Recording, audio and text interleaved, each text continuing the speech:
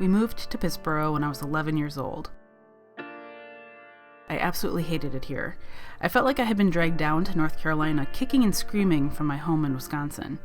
There were a lot of reasons why I didn't want to live in North Carolina, and compared to the big city, I thought Pittsboro looked like one of those country bumpkin towns with rolling hills, trees, and those cutesy little shops that always characterized the downtown area of small towns in the movies.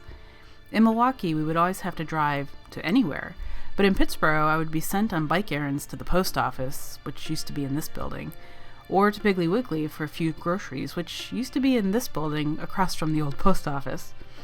Though things were so close by and as time went on, I still resented living in Pittsboro, but I got used to walking or riding my bike everywhere, including to and from what was then the library. One of my biggest issues growing up was feeling like I didn't have roots. As a child, I had moved so much that I felt a kinship with dandelion fluff on a windy day, never settling in one spot for too long.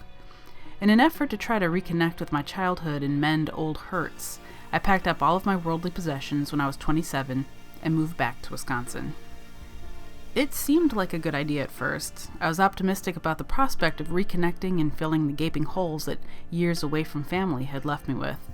But the only place I could find a job teaching was over an hour away from my family in a little town called Sun Prairie, which, ironically, looks a lot like Pittsboro with its cute downtown area and local schools.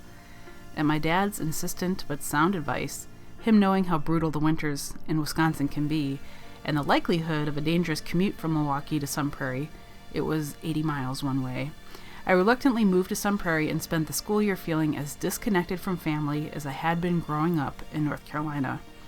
I suspect my dad had an inkling that I was slipping into a depression when it became part of the daily routine for him to call me every morning before work to wish me a good day.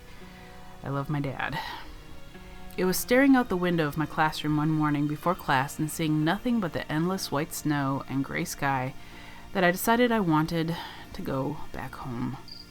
I missed trees. I missed the sounds of birds and crickets at any time of the year. I missed my mom, who was still in Pittsboro. The week after the school year ended, I packed up my stuff and moved back to Pittsboro. Upon arriving, I realized that I was seeing this little town with new eyes. Things had changed. Here's the new post office, Piggly Wiggly's new location, and the grand new library. But now, I wanted to be here. I wanted to see the old antique shop with all of its crazy animals out front. I wanted to see the murals created by kids and artists alike. I wanted to take in the local art scene and visit local festivals like Shikori Hills. I wanted to be able to walk around town at any time of the year, and to do the things that the locals do, like eat at local diners.